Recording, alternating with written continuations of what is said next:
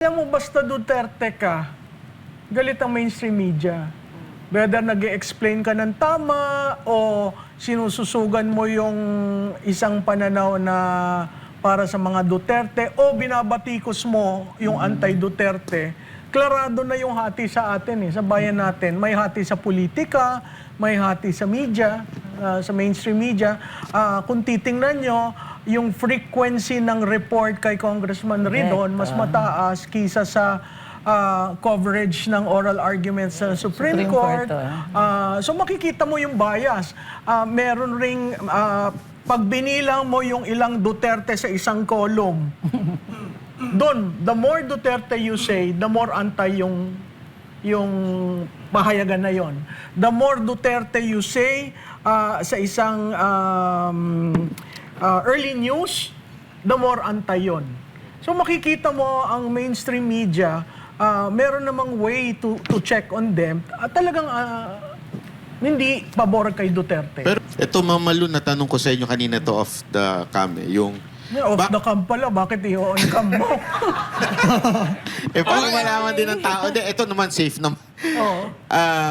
Bakit hindi safe dapat? Ay, ba safe? Sige na nga. Bakit itong mga media, di ba, galit na galit sila sa mga yung inipigilan yung press freedom. Ito si Jason, alam naman natin, nagtrabaho ito doon sa mga malalaking network. Pero hindi man lang nilang sinuportahan at kitang-kita naman nilang mali.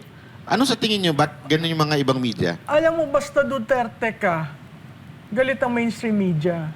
Whether nag-explain ka ng tama o sinususugan mo yung isang pananaw na para sa mga Duterte o binabatikos mo yung anti-Duterte, klarado na yung hati sa atin, sa bayan natin. May hati sa politika, may hati sa media, sa mainstream media. Kung titingnan nyo, yung frequency ng report kay Congressman Ridon mas mataas kisa sa coverage ng oral arguments sa Supreme Court. So makikita mo yung bias. Meron ring pag binilang mo yung ilang Duterte sa isang column, doon, the more Duterte you say, the more anti yung pahayagan na yon. The more Duterte you say sa isang early news, the more anti yon. So makikita mo ang mainstream media, meron namang way to check on them.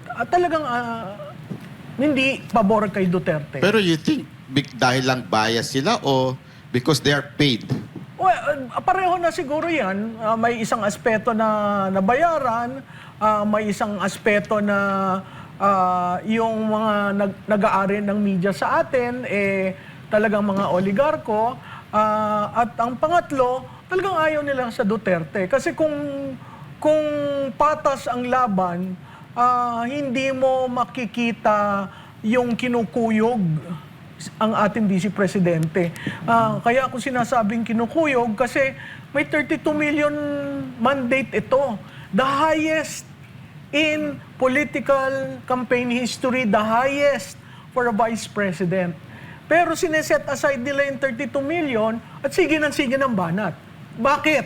Dahil sa 2028. Ayun. Ito Claro. muna, follow up ko lang. Isundan na natin doon. Ito kasi medyo matinding tanong to. Nung panahon ni Sec Martin, sa PCO, tayo nun.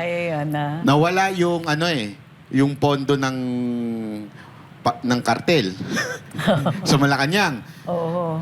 Nung kayo naging secretary, nakita niyo po ba na bumalik ito? Wala nung time namin Kasi unang-una, di ba turnover nag-transition from Duterte to Marcos.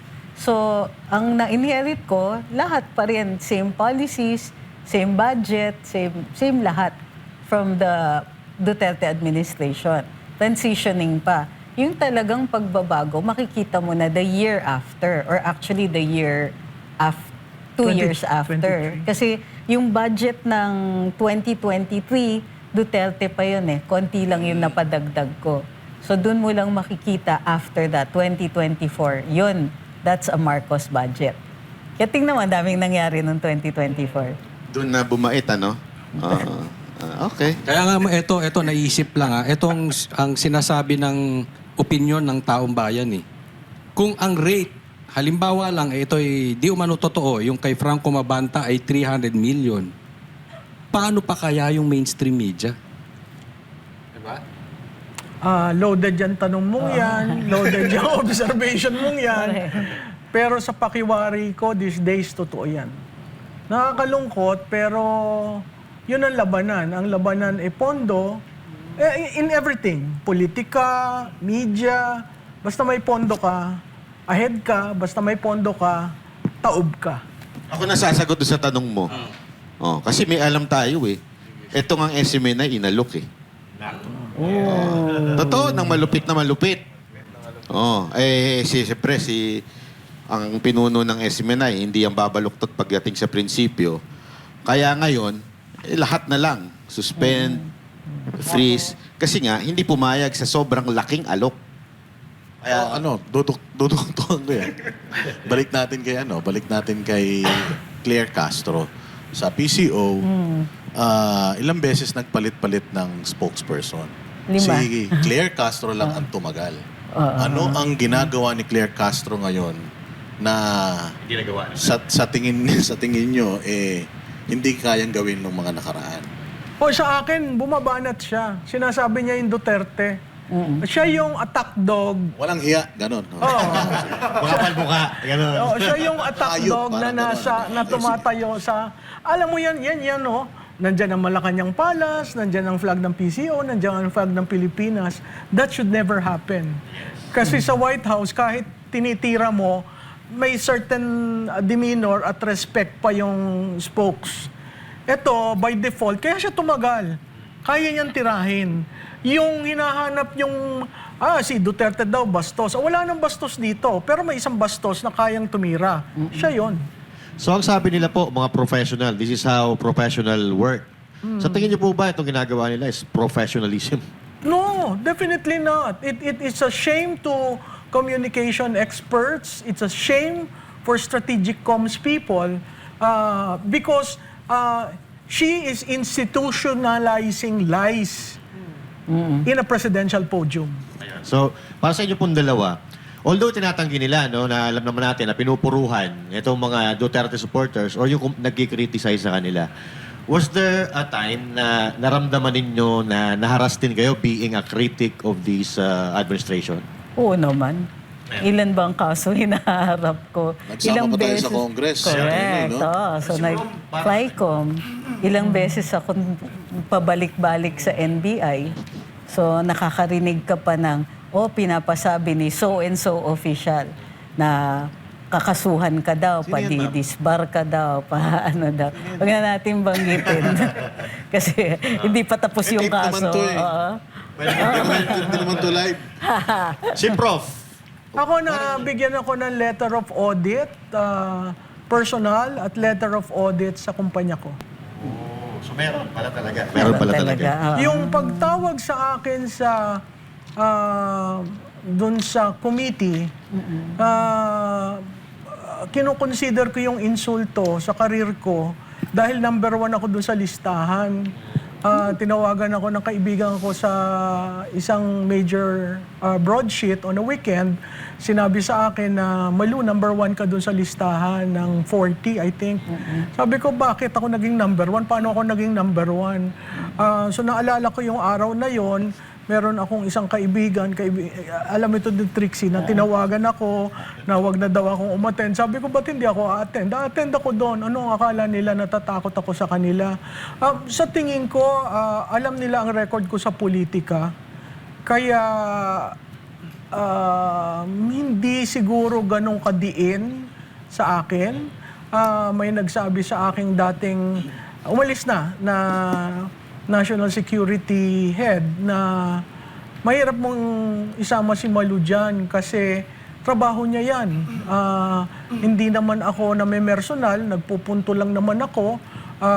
So sa akin, kahit yung mga kaibigan kong politiko, yung naging kliyente kong politiko, tatawag at sasabihin, Malu, baka naman pwede kang... Sabi ko, wala naman akong tinitira sa inyo. Sinasabi ko lang yung katotohanan. So dati, marami nagsasabi na DDS daw kayo. Although alam natin, Oh, ayan hindi na naman naman po yung kayo, tanong na yan. Ako, hindi kayo paulit-ulit. sumuporta kay Pangulong Duterte. Oh. So now, marami pa rin nagsasabi, nakikita natin sa social media na DDS yan, tinatanggi lang. Pero ano pagkakaiba ng DDS sa pag-criticize ng isang malutikiya sa administrasyon ni Marcos? Alam mo, nahihiya kasi akong sabihing DDS ako kasi wala ako dun sa original. Sa 2016. Mahirap namang mag-claim na, oo, Duterte ako. First 3 years ng Duterte, tinitira ko siya sa column ko. Yes, No? Nung nakita ko ang frontline services nag-improve, nakita ko yung work ethic niya, nakita ko yung kagustuhan niyang mag-explain sa public kahit na madaling araw. Sabi ko, oh, this guy coming from Mindanao, too late to campaign but made it, may suporta ng taong bayan. Ang ayoko lang kasi, napakahirap na i-claim ko na ako i-DDS. Wala naman ako, magkasama kayo, wala ako doon. Hindi ako sumama dahil iba nga ang kandidato ko. Anong difference? Siguro pasasalamat ko kay PRRD, kaya ako tumutulong sa anak. Ganun lang kasimple. It's my way of returning back what I know in political management to the daughter.